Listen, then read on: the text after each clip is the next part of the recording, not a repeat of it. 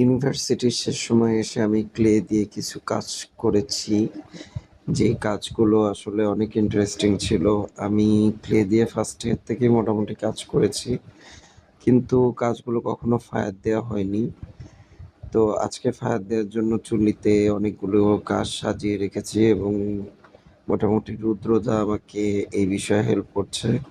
চুল্লির gate আটকানো এবং সবকিছুই মোটামুটি কাজ সেটিং রুদ্রদাই করেছে।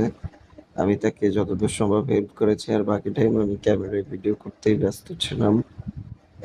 তো ফায়ার দেওয়ার সময় মূলত ফায়ার নজেল বা গ্যাস এর সাথে যে নজেলটা সেট থাকে সেটাকে চুল্লির হোলে বরাবর সেট করতে হয়, কারণ ফায়ারটা অনেক হাই স্পিডে হয়। তো রুদ্রদা এই বিষয়ে অনেক স্পেশালিস্ট, তিনি এটারই টেকনিশিয়ান আমাদের ইনস্টিটিউটে। সো মোটামুটি তিনি সমস্ত বিষয় খুঁটিয়ে দেখে ঠিকঠাক করে সেট করছিল যেন ফায়ারে কোনো গড়বড় না হয়।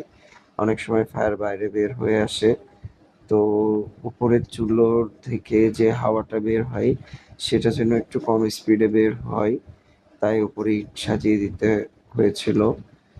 তো ফায়ারিং শুরু করে দেয় রুদ্রদা। এরপরে আমরা মোটামুটি সেটা নজর রাখি। ৮ ঘন্টা একটানা ফায়ারিং না দিলে ক্লেগুলো প্রপারলি ফায়ার হয়। আর উপরে একটি কাঁচা কাজ রেখে সফট ফায়ারিং দিচ্ছি, যাতে কাজটা ফাটলেও একটু কম ফাটে, কারণ এটা আমার একটু কনসেপ্টের কাজ। আর ফায়ারিং দেওয়ার পর মোটামুটি আপনারা যারা পটারি চেনেন তারা তো জানেনই, মোটামুটি একটা সুন্দর এই যে এরকম অরেঞ্জ আর কালার